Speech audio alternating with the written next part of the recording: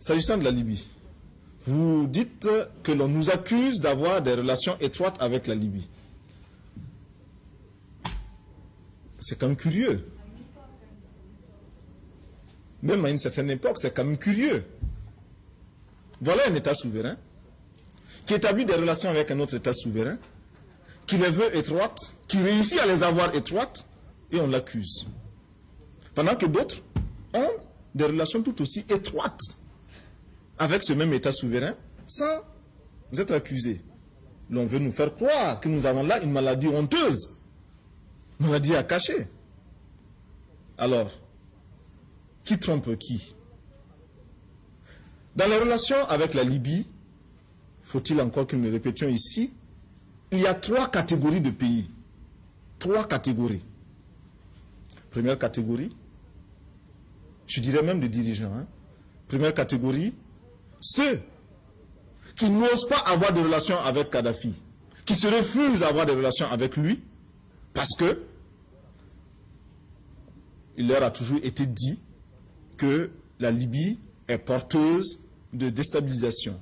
La Libye du colonel Kadhafi est un danger. Il faut s'en garder comme de la peste.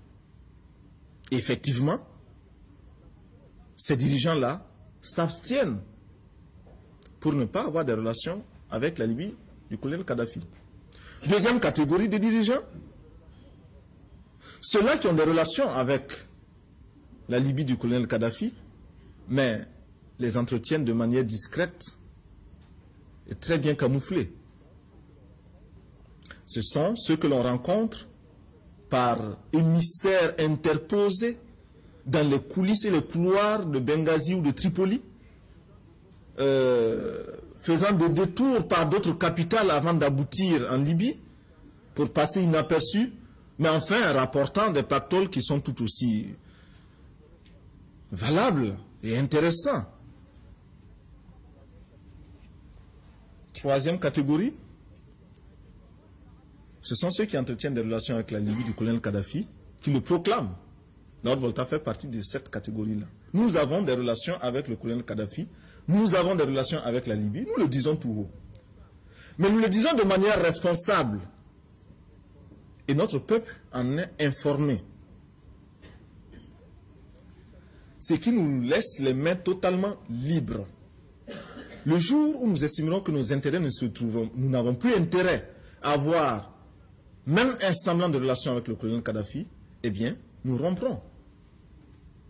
Par contre, ceux de la deuxième catégorie, qui bien souvent ont quelques drames de conscience vis-à-vis de leur opinion, ceux-là sont bien embarrassés et savent très bien que la menace pèse sur eux comme une épée de Damoclès.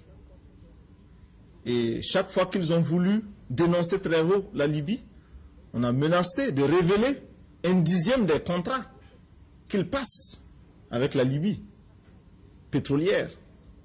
Et ils se sont toujours tus. Qui est pion? Qui est le pion? Est-ce nous, Lord Volta, qui pouvons dire aujourd'hui au colonel Kadhafi ce que nous pensons, ce que nous voulons et ce que nous ne voulons pas? Parce que tout ce que nous faisons est fait au grand jour? Ou bien ceux-là qui